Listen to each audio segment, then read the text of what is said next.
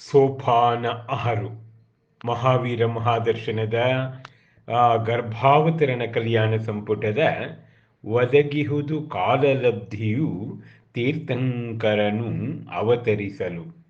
Doctor Lata Rajashekhar ವಿರಚಿತ Mahavir ಮಹಾದರ್ಶನ ಕಾವ್ಯವಾಚನ ಮತ್ತು ವ್ಯಾಖ್ಯಾನದ ಉದ್ಘೋಷ ಈಗ ನಾನು ಮಾಡುತ್ತಿದ್ದೇನೆ. ಆಸೀನನಾಗಿರಲು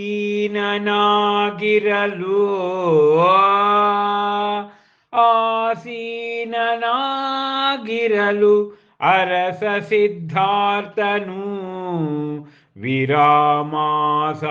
ವಿರಾಮಾಸನದಲ್ಲಿ ನೆರವೇರಿಸಿ ಜಿನೇಶನ ಪೂಜಾ ಕೈಂಕರ್ಯವನು ಆಗಮಿಸಿ ಅಲ್ಲಿಗೆ ನಿಂತಳ. ಸ್ಮಿತವದನೆ ಸರ್ವಾಲಂಕಾರ ಭೂಷಿತೆ ಪ್ರಿಯದರ್ಶಿನಿ ಅವನೆದುರಿಗೆ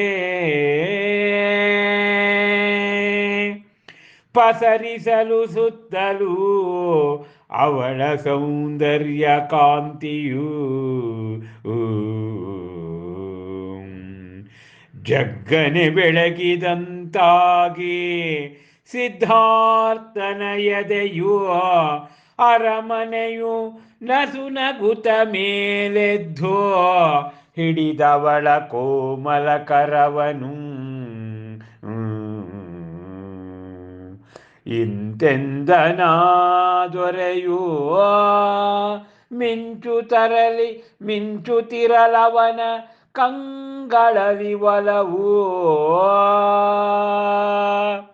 ಭಾದೇವಿ ಬಂದೆ ನೀನು ಬೆಳದಿಂಗಳ ನಡೆದು ಬಂದಂತೆ ಶೋಭಿಸದಿ ರತ್ನದೀಪ್ತಿಯು ನಿನ್ನೆದುರಿಗೆ ಭಾ ಕುಳಿತುಕೋ ಎನ್ನೊಡನೆ ನೀನು ಪುಣ್ಯಾಂಜನೆ. ಇಹುದೇನೋ ಅಂತಹ ವಿಷಯವೇನಾದರೂ ಚೆಲುವೆ ಸಾಗಿ ಮೆಲ್ಲಗೆ ಅವನ ಬಳಿಗೆ ಕುಳಿತವನ ಆಸನದಲ್ಲಿ ಜೊತೆಗೆ ಇಂತೆಂದಳವಗೆ ನಸುನಗುತ್ತಲ ಶಶಿವದನೆ ತ್ರಿಶಲೇ.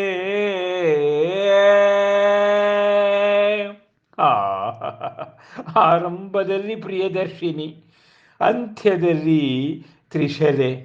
ಎಂತಹ ಸಮನ್ವೀಕರಣ! ಶ್ವೇತಾಂಬರಾಮ್ನಾಯ ದಿಗಂಬರಾಮ್ನಾಯದ ಎರಡು ಹೆಸರುಗಳು ಒಂದೇ ಎನ್ನುವ ಉದ್ಘೋಷ ಮಾಡಿದಂಥ ಆ ಮಹಾಕವಿಗಳಿಗೆ ಶರಣು. ಹಬ್ಬಬ್ಬ, ಒದಗಿಹುದು ಕಾಲಲಬ್ಧಿಯು. ನೋಡಿ, ಈ ಕಾಲ ಅಂತಕ್ಕಂಥದ್ದು ಬಹಳ ಮುಖ್ಯವಾದದ್ದು. ಪ್ರತಿಯೊಂದಕ್ಕೂ ಕಾಲಲಬ್ಧಿಯ ಅವಶ್ಯಕತೆ ಇದೆ. ಯಾಕಂದರೆ ಹಿಂದೂ ಧರ್ಮದಲ್ಲಿ ಸಂಭವಾಮಿ ಯುಗೇ ಯುಗೇ ಎನ್ನಲಾಗುತ್ತದೆ. ಹಾಗೆ ಜೈನಾಗಮದಲ್ಲೂ ಕೂಡ ತೀರ್ಥಂಕರರ ಅವತರಣ ನೋಡಿ, ಭೂತಕಾಲದಲ್ಲಿ 20, ಭವಿಷ್ಯತ್ ಕಾಲದಲ್ಲಿ 24, ವರ್ತಮಾನ ಕಾಲದಲ್ಲಿ 24 ತೀರ್ಥಂಕರರು ಅವತರಣವಾದ ಬಗ್ಗೆ ಉಲ್ಲೇಖ ಇದೆ, ಸಾಕ್ಷಿಭೂತವಿದೆ.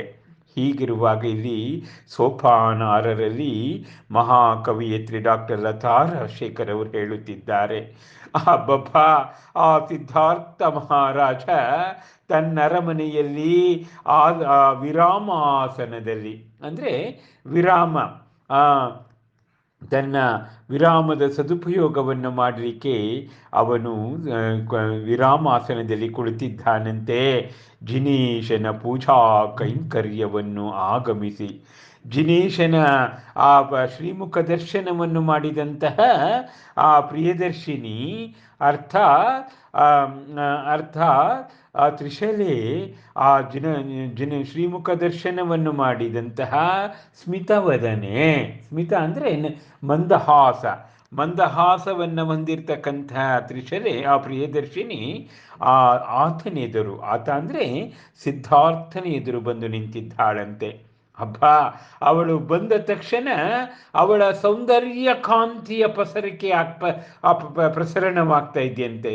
ಆ ಸುತ್ತಲೂ ಕೂಡ ಝಗ್ಗನೆ ಬೆಳಗಿದಂತಾಗಿ ಆ ಇಡೀ ವಾತಾವರಣದಲ್ಲಿ ಒಂದು ಬೆಳಕು ಉತ್ಪನ್ನವಾಗ್ತದೆ.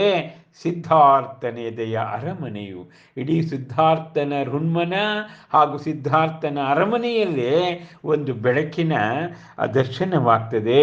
ಆಗ ನಸು ನಗುತ್ತ ಮೇಲಿದು ಅವಳ ಕೋಮಲ ಕರವನು, ನಂತರ ಅವಳ ಸಮೀಪಕ್ಕೆ ಹೋಗಿ ಅವಳ ಸುಕೋಮಲವಾದ ಕೈಯನ್ನು ಹಿಡಿದುಕೊಂಡು ದೊರೆ ಹೇಳುತ್ತಾನಂತೆ, ಮಿಂಚುತ್ತಿರಲವನ ಕಂಗಳಲ್ಲಿ ಒಲವು. ಅವನ ಕಣ್ಣುಗಳಲ್ಲಿ ಆ ತುಂಬು ಗರ್ಭಿಣಿಯಾಗಿರುವ ಪ್ರಿಯಕಾರಣಿಯನ್ನು ನೋಡಿ ಅವನ ಪ್ರೀತಿ ಜಾಸ್ತಿಯಾಗಿದೆ.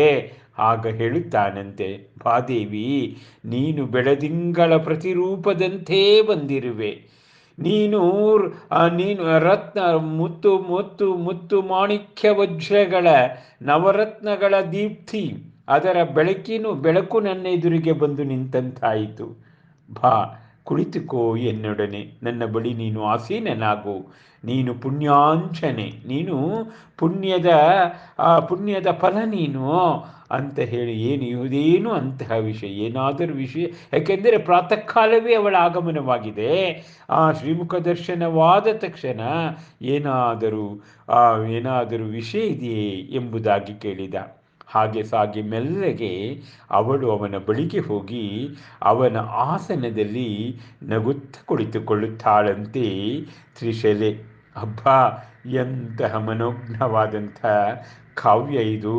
ಆ ಗರ್ಭಾವತರಣ ಕಲ್ಯಾಣದ ಕಾವ್ಯದ ಸೃಷ್ಟಿ, 7 ಮಹಾಕಾವ್ಯವನ್ನು ಬರೆದಂತಹ ಮಹಾಕವಿ ಡಾಕ್ಟರ್ ತಾ ರಾಜಶೇಖರ್ ಒಬ್ಬರಿಂದಲೇ ಸಾಧ್ಯ.